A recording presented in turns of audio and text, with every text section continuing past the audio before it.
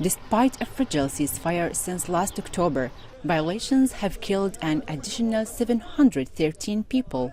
Even with these massacres and false pretexts, Gaza's people strongly support the resistance and appreciate Iran's role in breaking their isolation during the starvation war. This escalation includes the unjust prisoner execution law and systematic attacks on Al-Aqsa Mosque.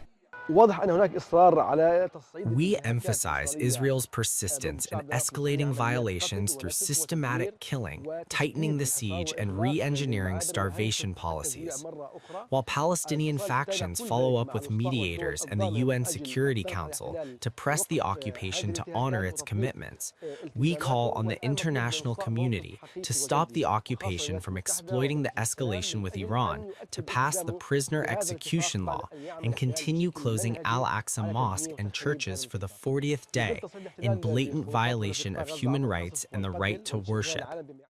The Iranian military response came as a strategic necessity to deter the occupation's crimes and the assassination of diplomatic personnel, with Tehran exercising its right to self-defense under Article 51 of the UN Charter. The missile and drone strikes precisely targeted Israel and the US military bases responsible for bombing civilians in an attempt to restore balance and restrain the out-of-control Israeli war machine that has targeted peaceful areas in Iraq, Lebanon, Yemen, and Qatar. The ongoing aggression by Israel and the United States against Iran is a blatant violation of all international laws and a full-scale crime. Therefore, the Islamic Republic has the full right to defend itself by targeting the depth of the Zionist entity, a courageous response that the Palestinian people follow with pride as a globally recognized right.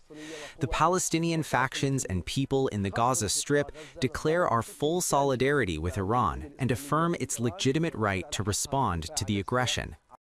The international stance is split into three fronts: Washington's political and military support, 45 votes, obstructions, and 600 cargo planes. The global south, Russia, China, PRICS demanding sanctions, and the global legal popular movement as the conflict reaches 7 regional arenas. Continued escalation threatens to cut off 20% of global energy supplies passing through the Strait of Hormuz. Donald Trump recently highlighted this, stating that closing the strait would lead to an unprecedented global economic disaster.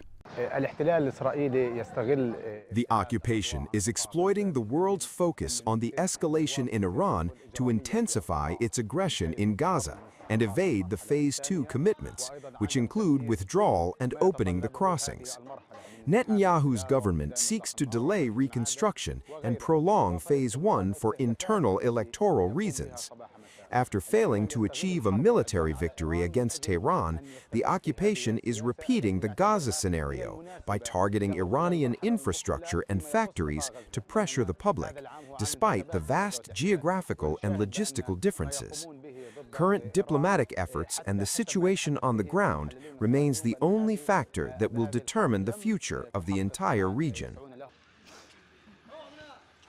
A ceasefire in Gaza is no longer the international community's only concern. The expanding regional escalation has paralyzed its ability to make final decisions to stop the aggression against Iran and the Middle East.